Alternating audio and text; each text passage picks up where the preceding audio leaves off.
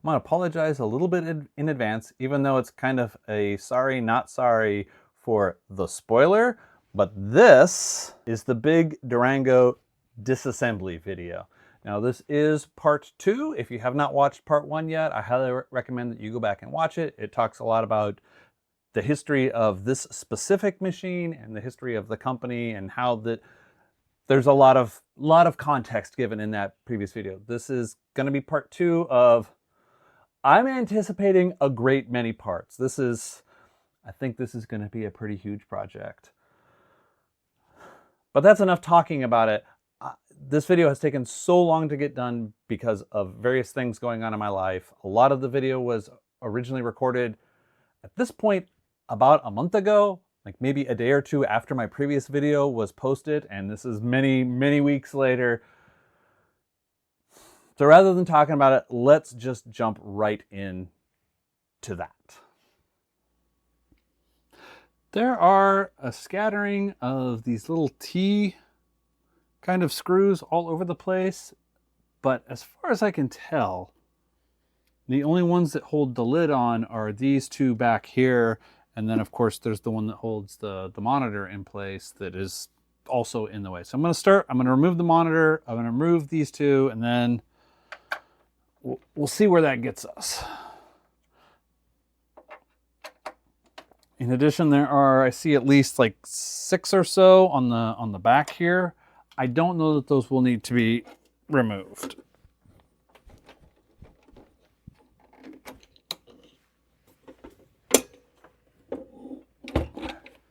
Aha, there was another one hiding under there. All right, so there's these 3.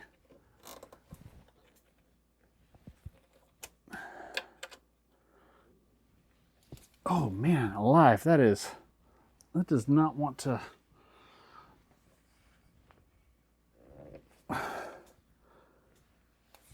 I can't get that out. Okay, I'm gonna have to try something different here. There we go.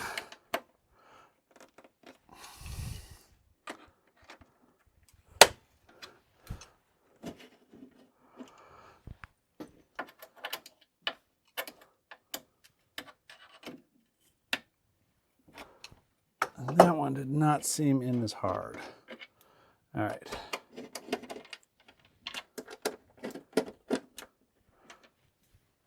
I'll move this out of the way. Now I believe I should be able to, and I am mistaken. So this side has let go. What's holding it on this side? And you know, normally, if you're opening a Commodore 64, it's not like, oh, well, just move it on the desk. Even without the monitor, this is more than 50 pounds. So there's a screw on the bottom that might be the culprit, but I am not sure. All right, that screw has been extracted.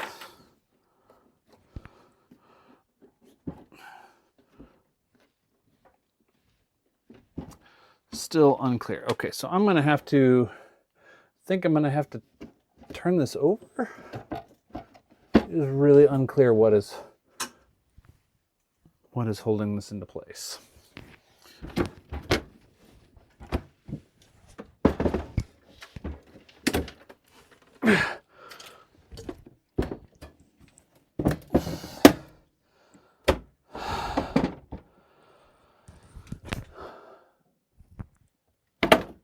So there are a lot of these, well, maybe all these screws are, all of these additional ones, at least maybe this one that's close to the edge, is holding it in, and I don't see this or one of these must be the thing. Okay, so these two up towards the front were fairly long. This other one that was in the back here was very short. And then the ones that were in the top were a completely different kind of thread altogether. So now I guess now I'm going to try to invert it again and see if I can get the top off. Ugh. I didn't like that sound. There's something flopping around in here. Aha. All right. The big reveal I've never seen in here either. All right. That reveal was not very revealing.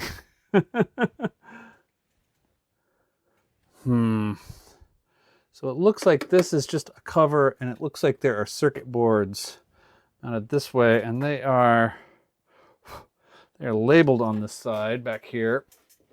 So there's a wire over on this side that is not visible that was it's like a grounding strap that was attached to this nut.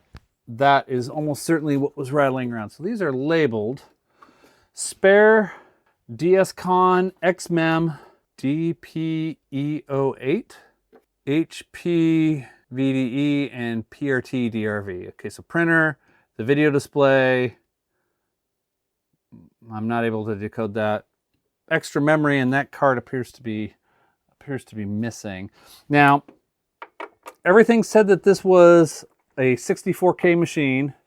I did read a couple of things that alluded to an upgrade, a memory upgrade that could upgrade it to 128K. So perhaps, okay. All right. There we go. And that was super dusty. Okay.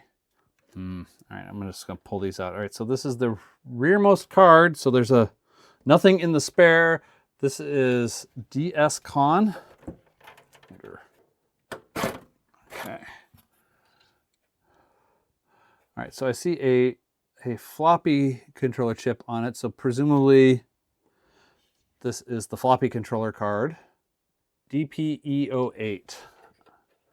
Oh, that was the other thing. On the back of this, it is labeled 2879, which is presumably a manufacture date. This one is labeled 5/25/79. There we go. Okay. I'm going to assume that this is the CPU board. This looks like socketed memory. Yes. 4116s, so that's the RAM. There is the 8085 CPU. All right. So presumably this is all the RAM. So this has some kind of a RAM. Maybe at some point there was a bad memory chip and they had to replace this. A little bit unsure. 8255, 8257, 8253, 8259. A little ROM chip. And the 8085 CPU. All right. That is the processor board. The handwritten, the other date code was handwritten, 5/25/79. All right, so this is going to be the graphics card.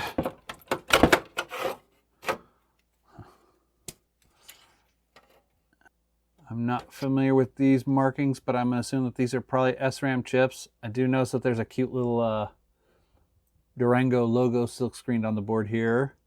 8275, that is an Intel CRT controller. But then I also notice there's another, am I reading that right? Yeah. There's another 8085 CPU. 8255, 8253. I'm going to guess that these are probably also RAM chips for the CPU. Okay, that is interesting. This last one has... Okay. Whoa. Well, that is... So... these are all voltage regulators, presumably, and then a big power transistor hooked up to this giant piece of aluminum as a massive heat sink, and another huge capacitor, although this one doesn't look juicy. Wow. Okay, so this is the printer driver card, or at least that's what I'm inferring from the label, the handwritten in pencil label. So 2 of these card slots are special. Those cards have an extra bit of edge connector that goes into a specific slot. I'm looking at this, and so the power supply is all basically contained in here. Curious what's going on back here. So it feels like a big chunk of the weight, other than just the steel of the case, is this end. I'm assuming the floppy drives are heavy, and this huge, what appears to be an electric motor, presumably for the printer, is also got some weight to it.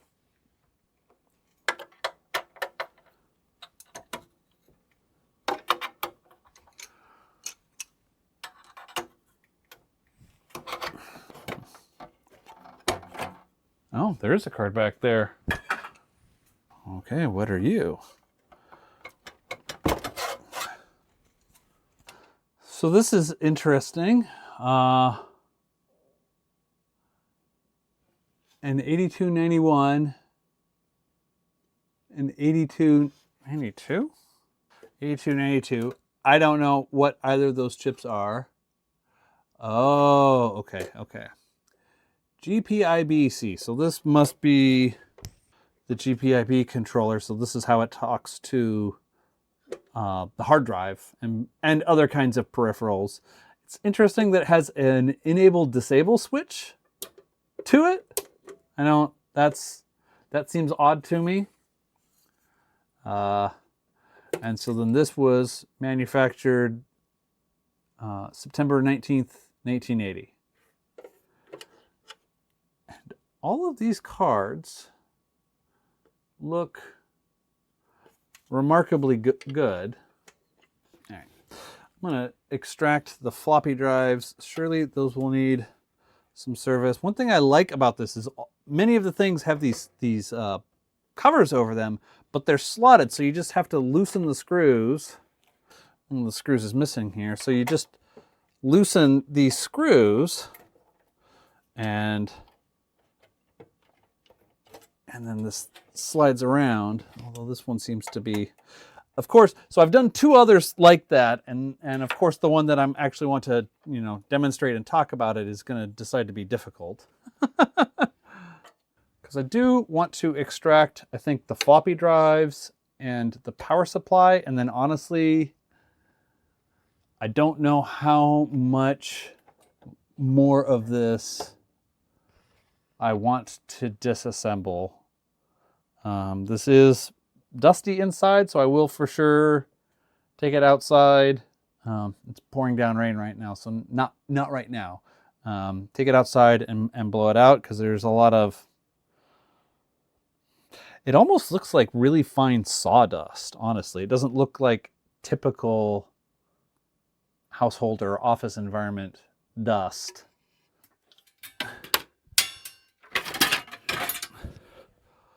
Oh my goodness. Now, I feel like the 2 most likely things back in the day on this to need to be repaired were the floppy drives and the printer. And they did not make it easy to get at the floppy drives. And I suspect that these are actually attached into place from the bottom. No, there are no screws there.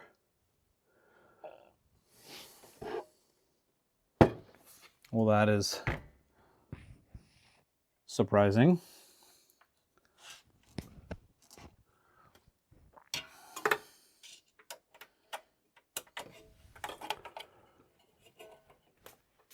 The only other screws I see are these two here. Oh yeah, I bet that's it. Because then there's 2 screws here and 2 screws in between. And with this particular tool, I don't think I'm going to be able to extract those. Let me see if I can find. No, because I won't be able to get at that one. All right, let me see if I can find a different screwdriver body. I might be doing this wrong because I see there's 2, and they are really, really hard to get a view on. There are 2 screws down in here, like way down. So right by the tip of the screwdriver, there's a little screw.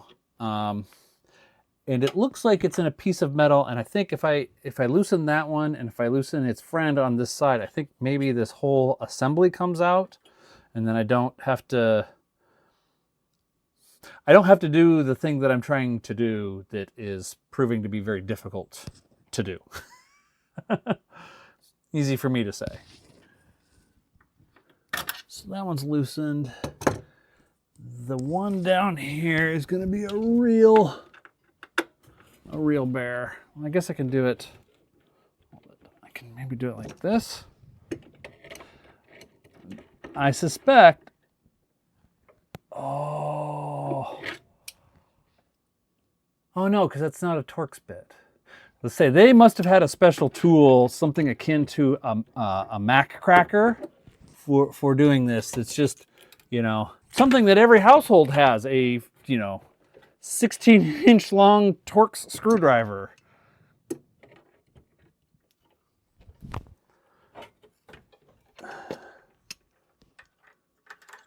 Okay. Hey, Rocky, want to watch me pull a couple of disk drives out of an old computer? But that trick never worked. Hey. And with that, the floppy drives are free. They are Micropolis 1016-II, so 1016-2 disk storage modules, and they have got some ickiness going on. These screws that were unreachable before are pretty easy to get at now, so I should be able to fully extract these drives. Okay, so what is, oh wow, this whole module is so heavy. But what is the right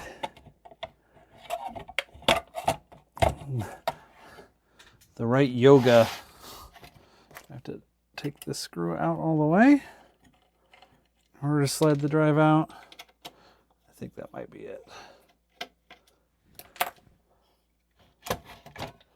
Yes. Okay. There we are. All right. And so on this one, it spins pretty freely. There's a little bit of dirt on the belt. Looks like a floppy drive. Same drive modules. This was the first one that I extracted. This was the second one. But the serial numbers have no relationship whatsoever. Like from 9,094,000 to 43,000. Again, the belt seems okay. It's a little bit loose. I may need to do something about replacing the belt. But I don't, other than so much dirt.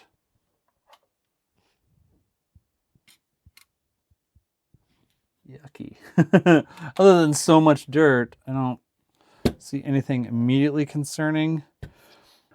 But you can see in there the little worm gear to move the head is seriously gunked up. So it is entirely possible that the heads are not going to want to move on these. And this general style of drive where You have the motor wheel on one side and the controller board on the other side.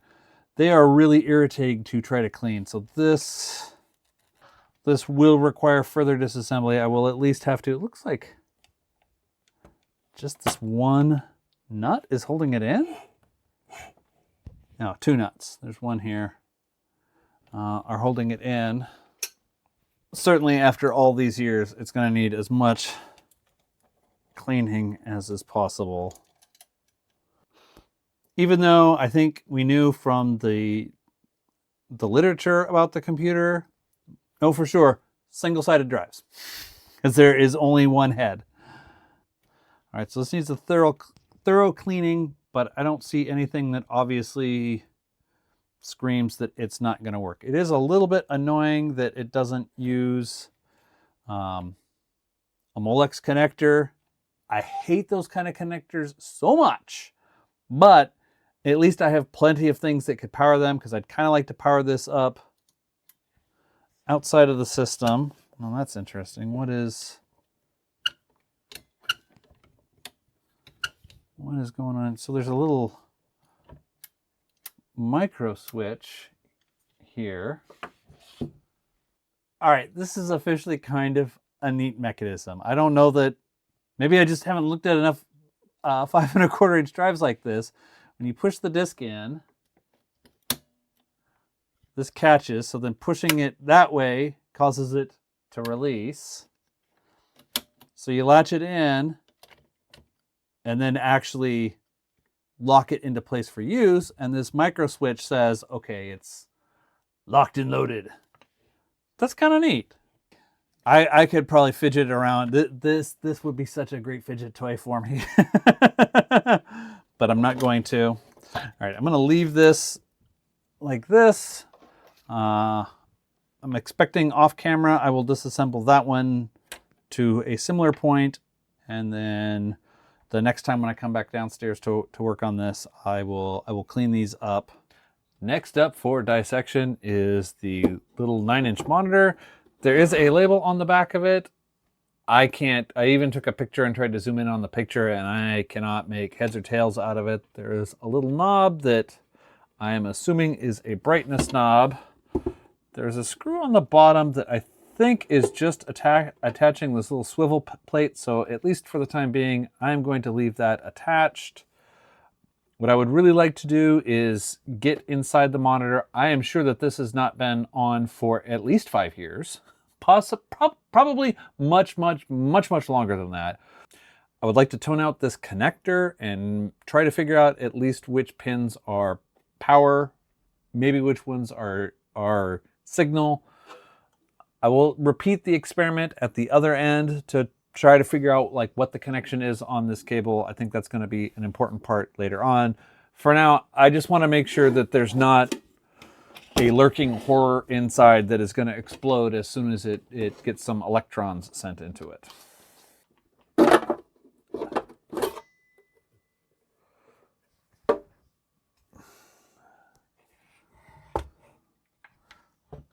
Wow, that is really dense in here. Is a lot of wires. Oh, and that connection right here does not look the least bit sketchy. That it was completely pulled out. Okay, I am super glad that I opened this. That may have prevented one disaster. Looking in the rest of this, I don't see. Oh, that's interesting. The faceplate. So this is a squirrel distraction moment. I've noticed a bunch of places in this computer where they use these little spring mechanisms to hold things into place, and the faceplate is held in by one of these spring mechanisms. So I can remove this pretty easily and at least give the screen a good clean. I will do that. Not right at this exact moment. And there are a number of large capacitors in here. I don't immediately see any evidence of leakage. I'm a little bit concerned that they are gooped together. Sometimes that goop over time can cause problems. at least some versions of this goop are hygroscopic, so they absorb moisture and then become conductive, and it's a whole thing. Unlike the TRS-80 monitor that had basically nothing on it, this has got a pretty hefty layer of that fine soot that I had been concerned about, that I had noticed was missing on the TRS-80 monitor. So presumably this has gotten a lot of hours of use, which if it was used in that business for many, many years and then used by that family for at least several years, yes, it got a lot of hours. So it makes sense that there's a lot of dust in here. And this one, the anode cap has a cap. Who would have thought? Wow, and the flyback transformer is just hanging out here attached to this bracket, flying. That's interesting that there's a gap here.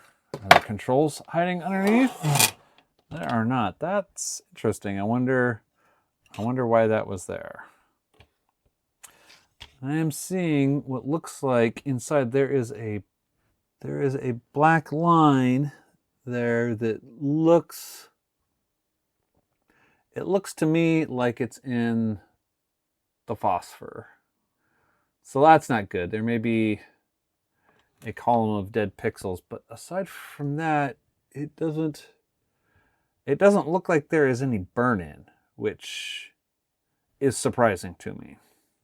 So down inside there is an edge connector that I am assuming is where the cable comes into play down here. And of course now the focus is not focusing where I wanted it to be. So that is where that connects in.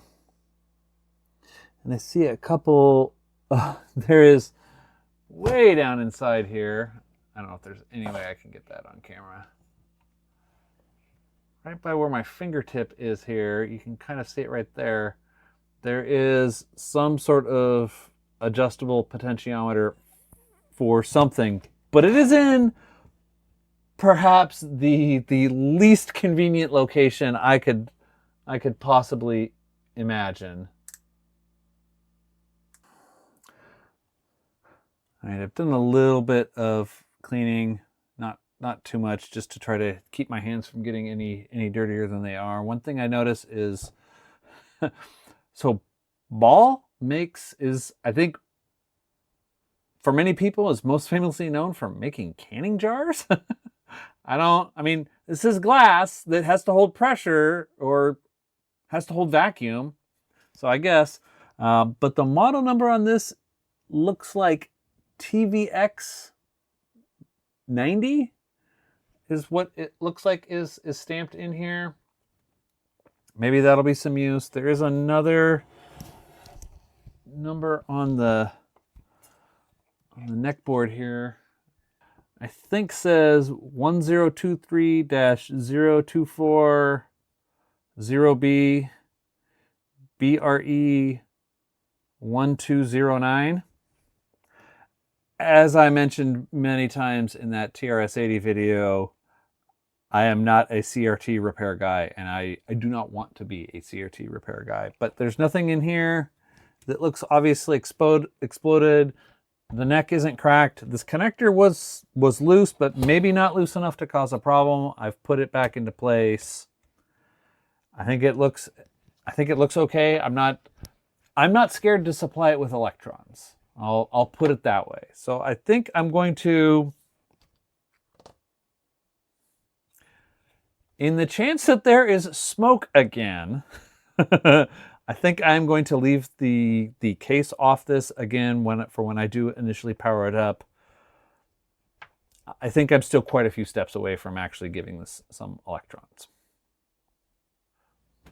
Since the last time I was recording for this project, I have done a lot of thinking about what the goals are, and I think my goal, what I want to see, and I suspect what everyone else wants to see, is they want to see this computer turn on.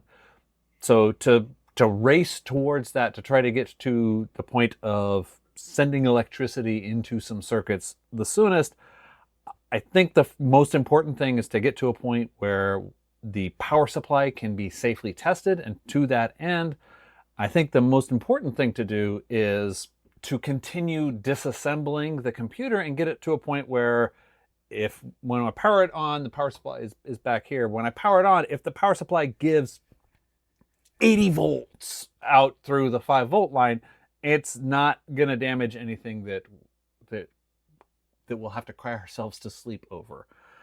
I think the only thing that remains in here, now that the disk drives are out and all of the computer boards are out, I think the only thing that remains that falls into that category is the keyboard.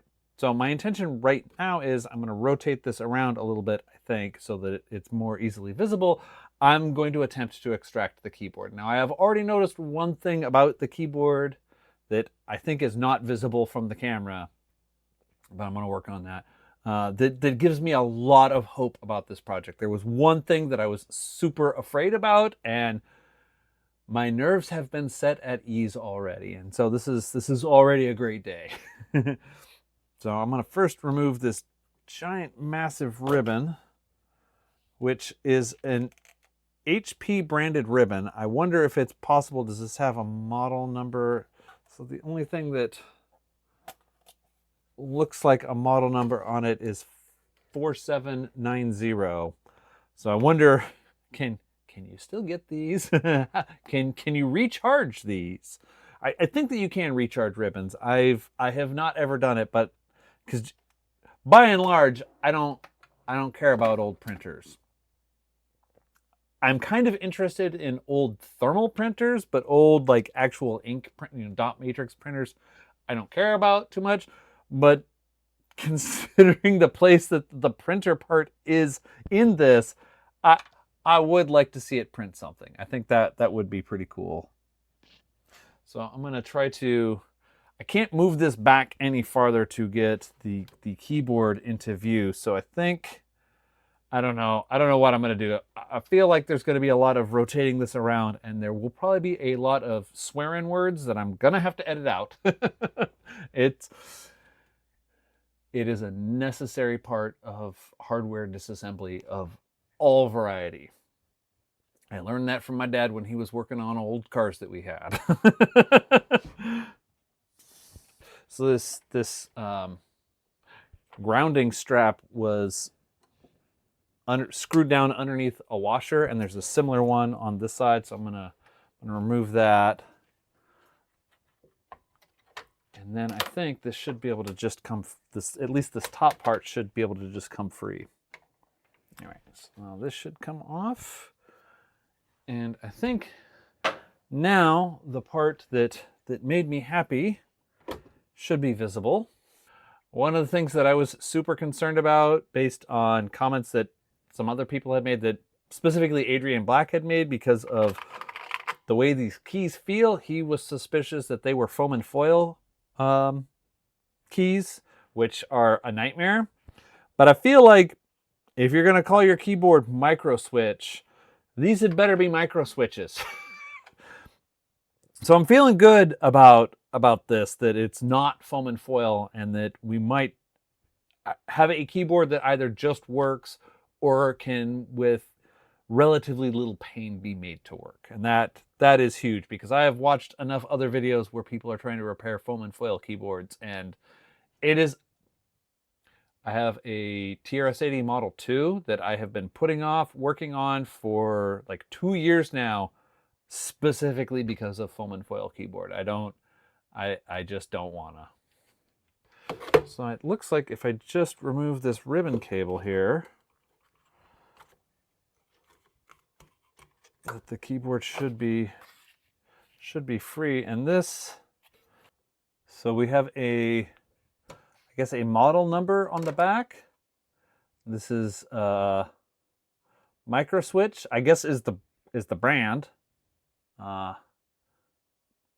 Micro Switch catalog listing 83SD22-2. Custom part number, I'm guessing. 100171-001, and this is serial number 111.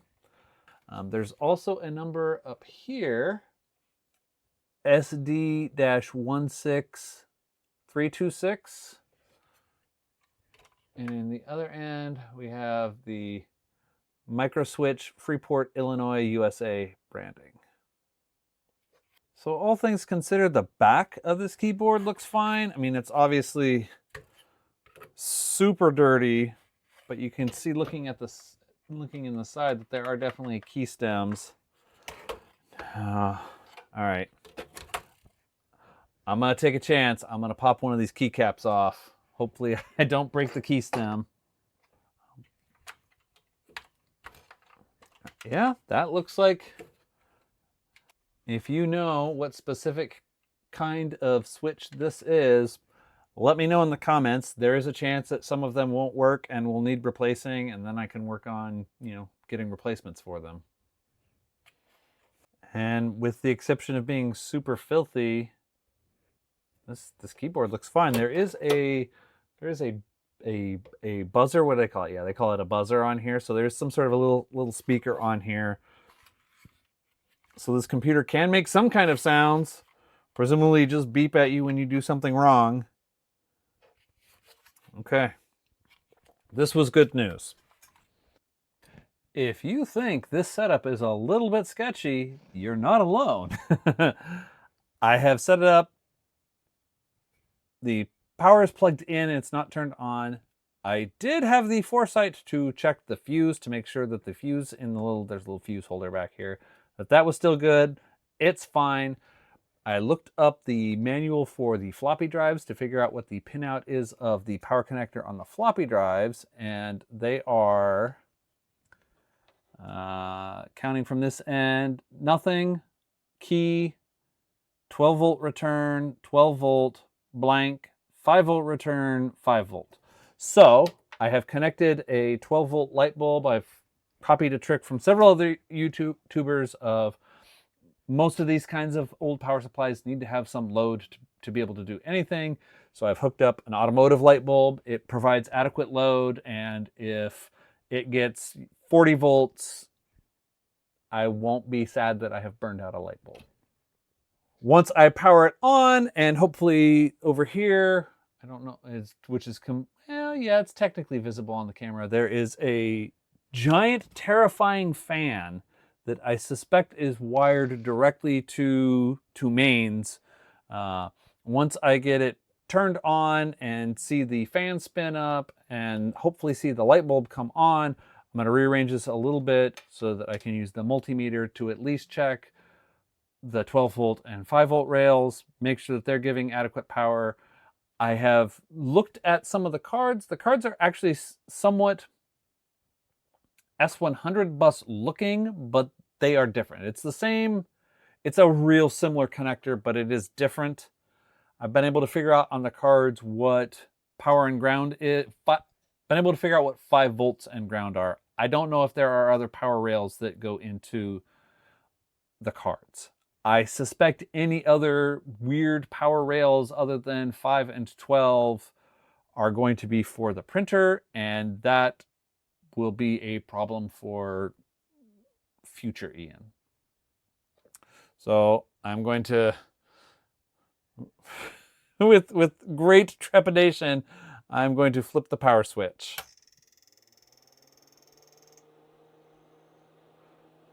All right, the fan came on, the light bulb did not. That is not a good sign. All right. So, well, I guess I can turn this on and I can see if I'm getting anything out of this. All right, so I'm gonna turn the power back on. This should be 5 volts. Well, now the light flickered on for a second and there was 5 volts for a second. So presumably there was 12 volts for a second? And what was that rattling sound? Let's try that again.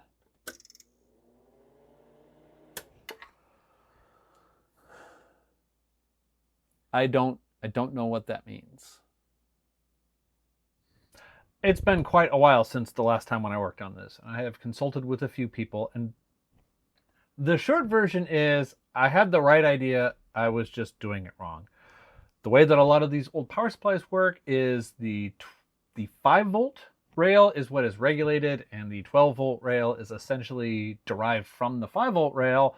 So putting load on the 12-volt rail basically did nothing. It was the same as having it completely unloaded. Now, the reason when I was trying to do those power cycles, the likely explanation, when I was doing those power cycles where it would come on, it would shut itself off for safety, I'd turn it off, I'd turn it back on, and it would go through that cycle, but the amount of time while it was on was a little bit shorter each time. The likely explanation for that is that there was some part in the power supply that was essentially overheating, and then it was turning itself off for safety, hopefully before burning out that part. And the reason that it went more quickly each time after that is because the part was still hot. It hadn't had time to fully cool down. So I'm going to repeat essentially the exact same experiment, except I have moved the bulb over to the 5-volt rail. I have the multimeter connected to the 12-volt rail, and hopefully this will sort things out.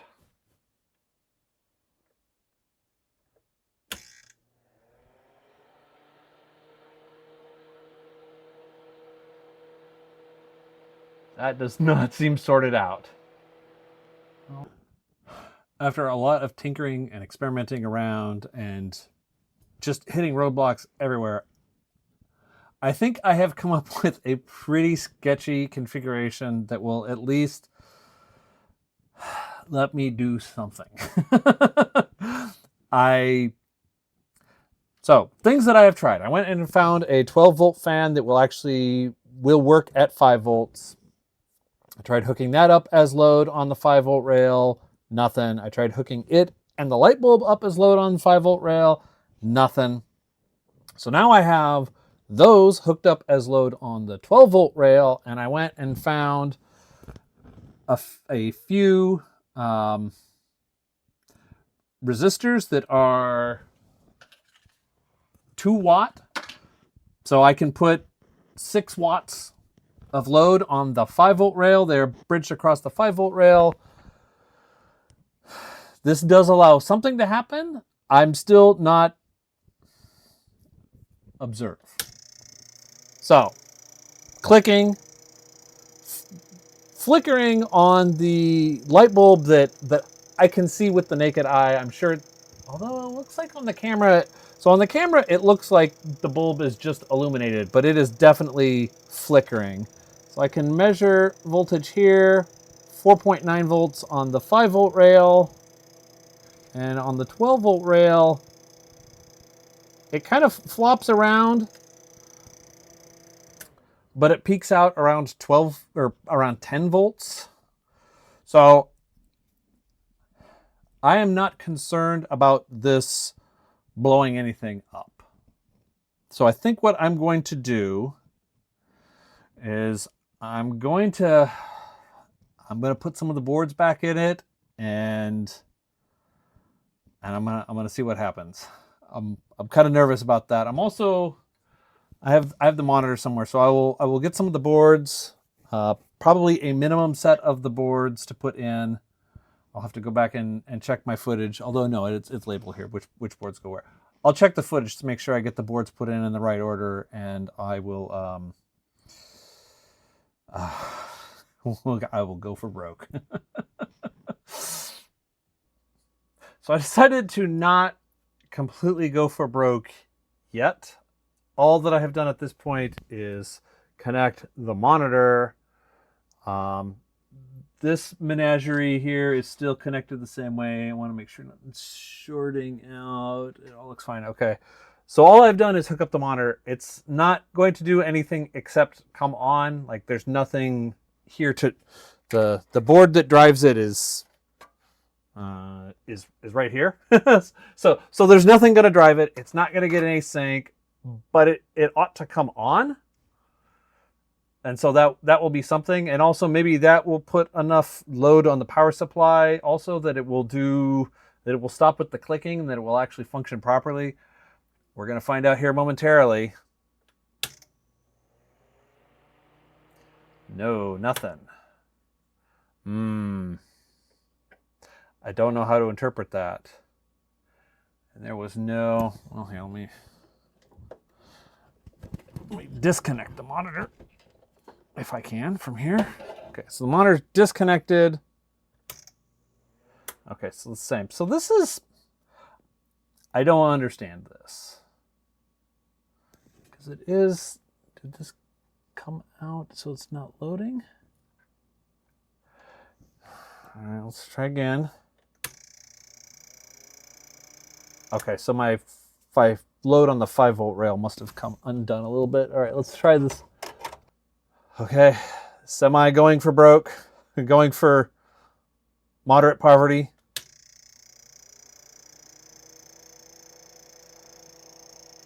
And I see no life at all from the monitor. Okay, that's possibly fine. It may require the display board being installed in order for it to even do anything to the monitor, so that may not necessarily be a bad sign. All right. I won't lie when I say I am completely full of anxiety right now. Monitor's still hooked up. All of this is hooked up, although that looks like it's shorting out. Let me do something about that. I have put the CPU board and the video controller board in. Let's see what happens. No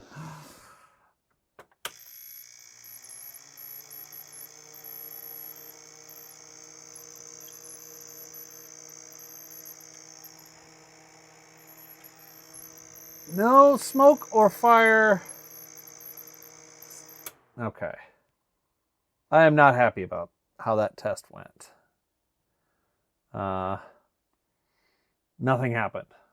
Nothing came up on the monitor. Nothing.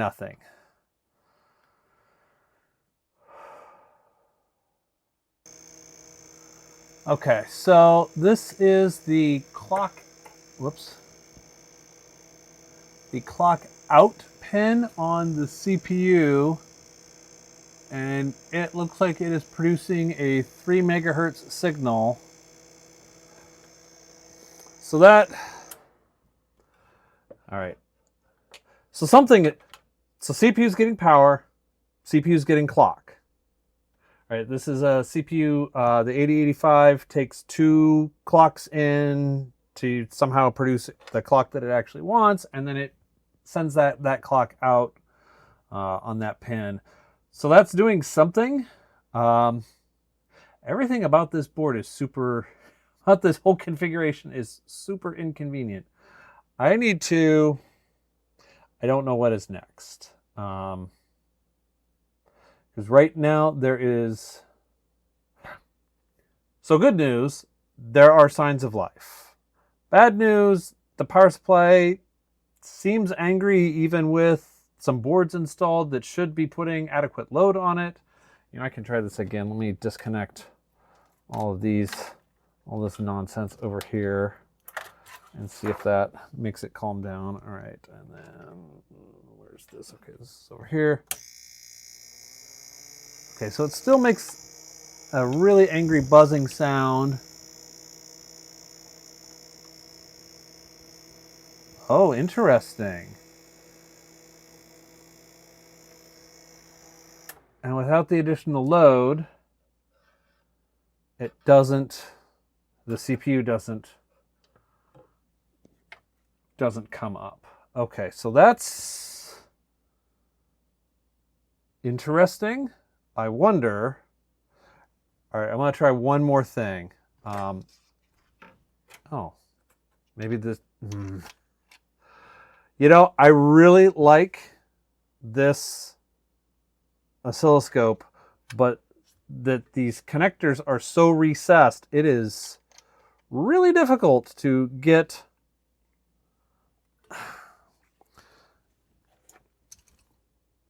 to get a probe attached appropriately. So it may have actually been working fine, and just my probe was disconnected. All right, let's try that again.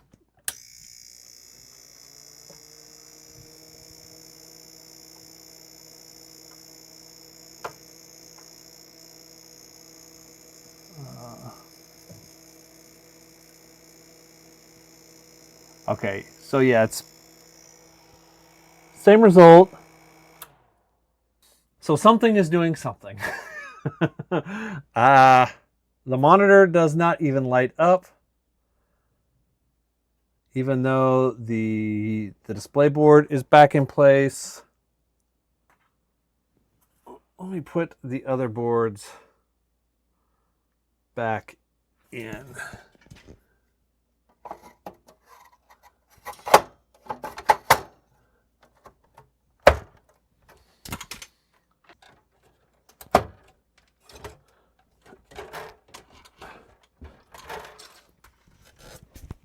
Okay.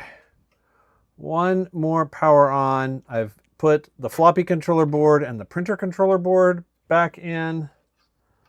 Well,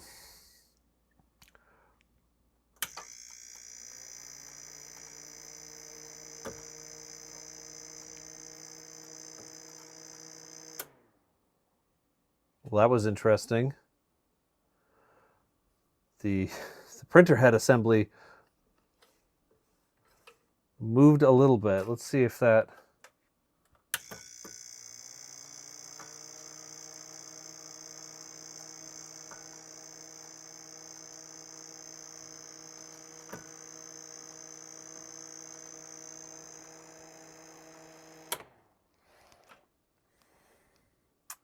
All right, I was hoping, because the printer board here is this... No, this is not hot. It has all those power transistors on it. I was hoping that that would put adequate load on and that would cause the buzzing from the power supply to stop. Apparently not. It had some sign, like that's the first sign of activity. Like the printer head moved 2 millimeters. There should be enough boards in here. The only board that's not in is the hard drive controller, the GPIB controller. I don't think that that's going to matter. Like the hard drive was an optional thing. I don't think it being there or not being there is going to matter. I think the next thing is to try to figure out the monitor port and what the monitor is doing. And I'm for sure going to have to call in some help to try to debug the display and try to figure out this display action. I am not a CRT guy. I don't want to be a CRT guy, but I know a CRT guy. So I'm going to try to figure that out. Maybe I don't know, maybe do some debugging and try to just... I don't have an RGB to HDMI, but perhaps I can borrow one from someone and can try to figure out what the pins are on that port. I think that'll be the next step, is to see if we can figure out how to get some kind of... connect something to the display port, because it may well be doing something. It may well be functioning, and the only thing that is the problem is the CRT is dead. Like that is entirely possible, especially given that it was trying to do something to the printer. I think that is going to be a next video. I'm going to have to cut it off here. I'm going to figure out some CRT stuff, and then we'll come back. There will probably be a video in between this video and a future video with this, because I think it's going to take a while to try to sort out some of those issues and get back to you. So if you are interested in seeing that, sorry not sorry that there were no fireworks on this. If you are interested in seeing those future videos, I highly recommend clicking that subscribe button. I would really appreciate if you would click the like button, especially if you've made it this far in the video. And until next time, try to remember the good stuff.